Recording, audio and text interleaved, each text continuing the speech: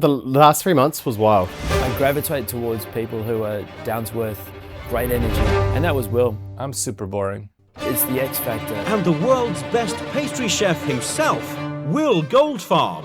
World class, world number one at one stage. 5 days out, we found out the visas had been declined. Their flights here and back paid for, accommodation paid for with proof. 3 days out, we found out that wasn't happening. You just have to expect that nothing is going to be exactly how you want it. He had a chef fly from Bali to Singapore to deliver the mise en so that he could bring it directly. No one sees what happens behind the scenes. There is no burden on New Zealand society whatsoever, but they won't let them into New Zealand.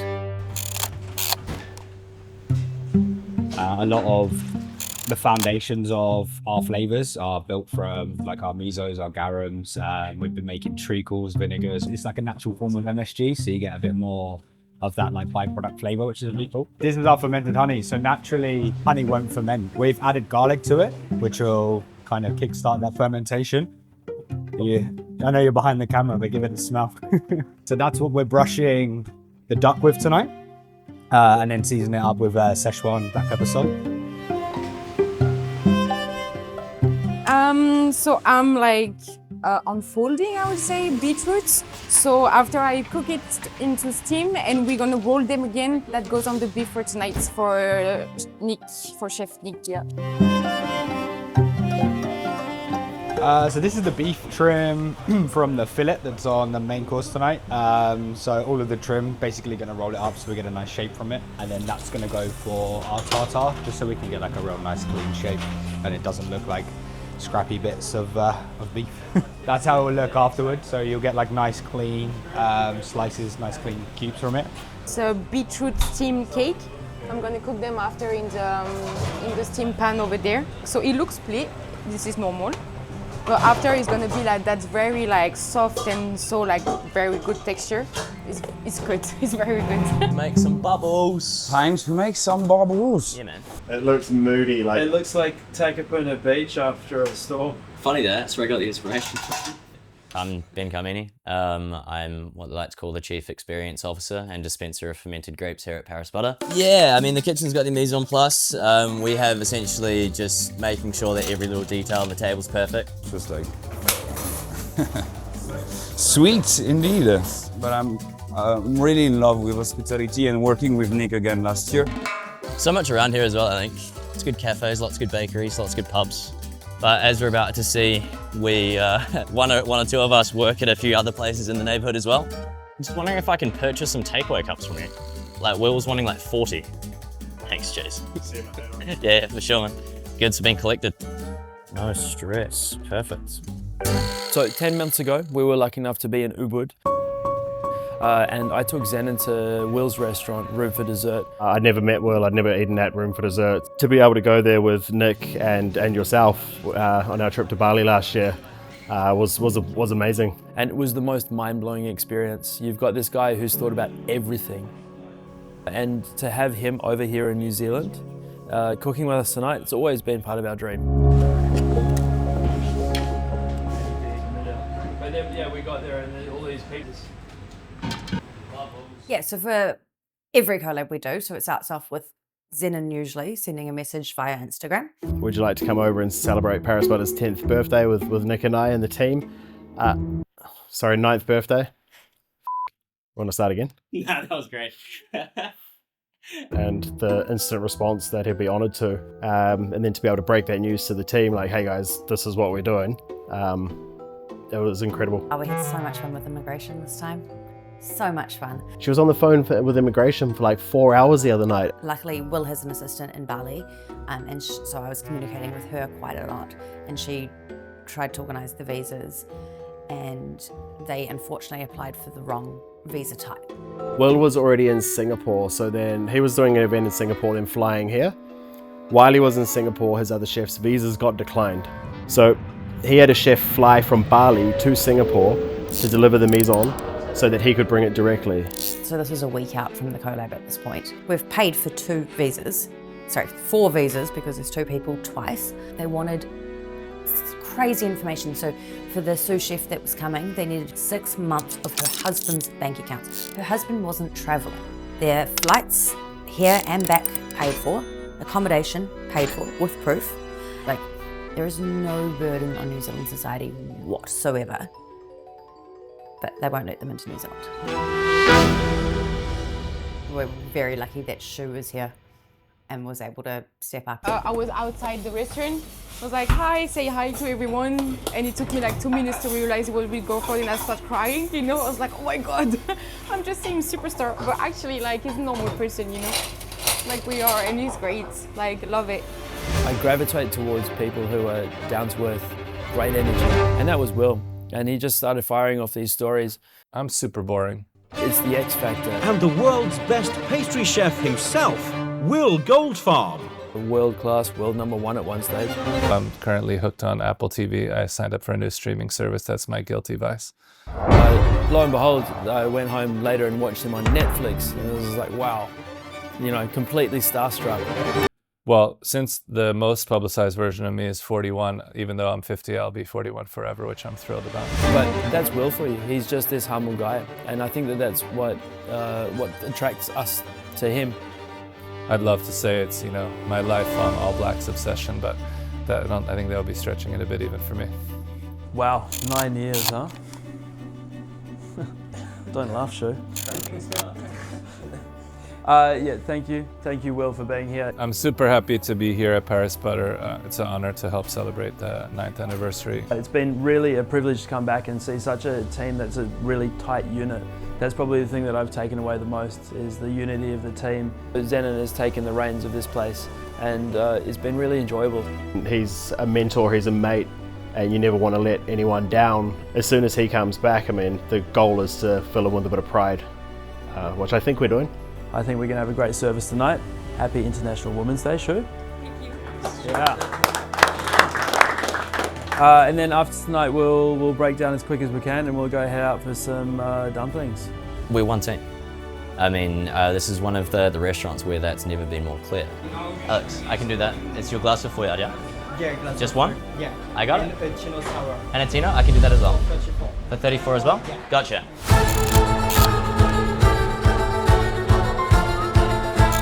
We're all one team. It just has to be a dance. It has to be fluid. Rightio team. Tino sour, no stress. What do we think of the last one? Matt Keegan, did table 13 go for that other bowl of Takano? Bummer. What other New Zealand Chardonnays do I have that I can serve by the glass? For me, that service aspect also comes with a relationship between kitchen and service. Ollie, how can I help? Oh, goodness, my foraging abilities today just keep getting better. There you go, Chef Reed. Our snack is that beautiful Coromandel oyster. We do that with the lychee vinegar that we freeze in nitro, so it's super refreshing. Then on the top of that is the Le Grand Dame champagne, but we season that just with a tiny bit of vanilla to carry through that lychee. We're going to go to, this is room for dessert. On the bottom he has a really light cracker which has got an edamame puree in it, and then lightly wilted pea shoots. And then lastly, this one's a bit naughty. This one here is from our restaurant Le Petit Lion. It's kind of that trip to the epicerie in the morning. We take croissants and we bake it into a bread, and then we barbecue it. We nappe it with koji. On top we have summer truffles from Queenstown, which we turn into a cream, and then beef tartare, vinegar jelly, and then more truffles on top. A very naughty snack.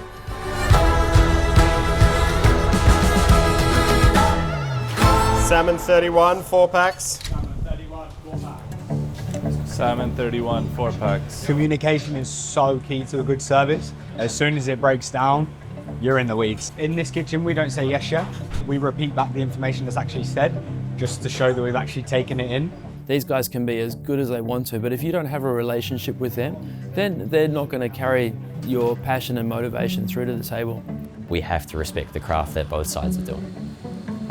If not, the whole thing would fail. That is barbecued ice plant. Barbecued ice plant. And if we're not putting that with our dish on the table, then why are we here? If you listen to any like a rap artist, right, any hip hop artists, all of their best verses are when they're doing a feature with somebody else. Because it drives that competitive nature.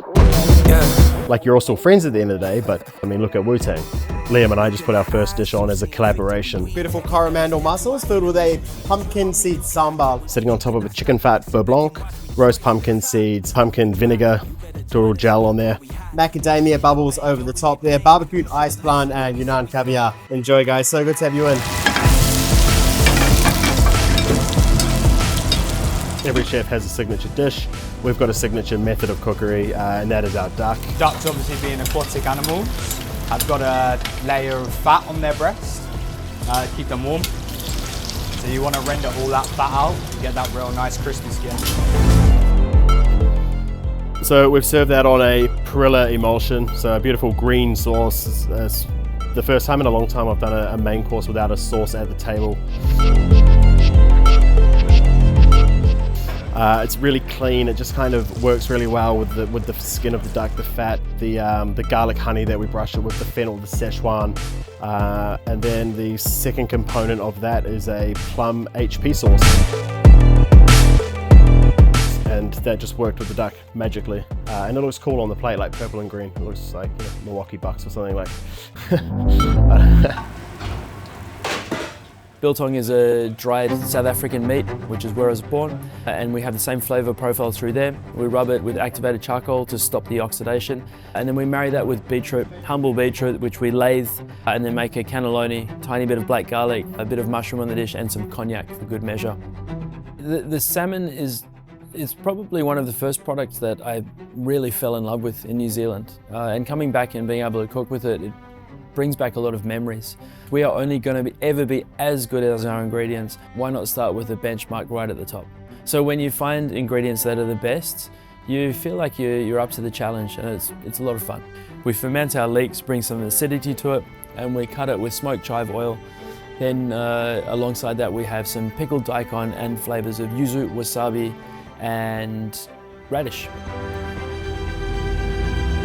I think fine dining really has that hue that's been kind of covering it for the last however long that it's intimidating.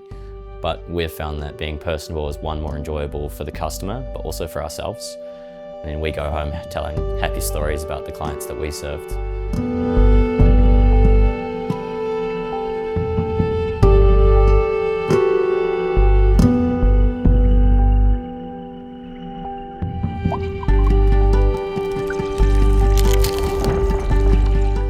We're doing two of our classic dishes from Room for Dessert. One is a red dish, which we've done in different variations over the years.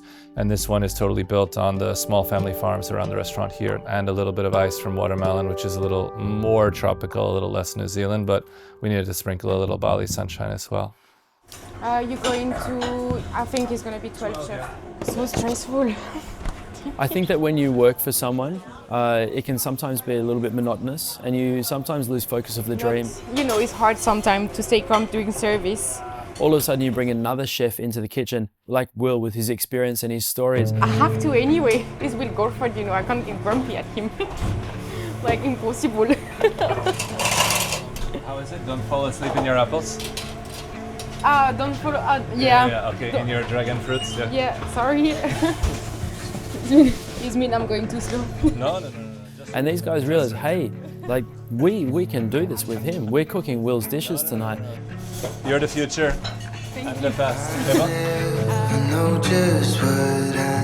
We've got a peach cordial, a peach leaf syrup, finished off with a mocha and coffee foam. Yeah, that's going with the sugar refinery. So a pretty kind of rich cocktail to go with a really rich course. And the second one is a palm sugar dish with soursop, and that's with palm sugar, vermouth, and a meringue from palm sugar from Bali, and a little bit of Balinese cacao. I really like his cooking because I feel like it's similar to our philosophy where we build dishes up. So you don't always know how you get there, but here we get to learn from the bottom up. Am I wearing matching socks? Nick was Toulouse to Amsterdam, Amsterdam to Seoul, Seoul to Auckland over 26 or 28 hours or something crazy. How are my girls? I mean, it's a whirlwind trip. I'm in New Zealand for 5 days. Yeah, I miss you girls. And by the 5th day, I feel very guilty about being away. I'm gonna jump back into service. And I know that to be the best person at home and the best father and husband, there's a certain level of creativity that I also need to fill in my work-life balance. Yeah, last one. Oui, chef. Yeah, santé. À la vôtre, chef. We're an open community, which I think is why food is progressing so quickly. And that's where these collabs are really cool, because you come over and you see some cool stuff, and it does build that sense of community.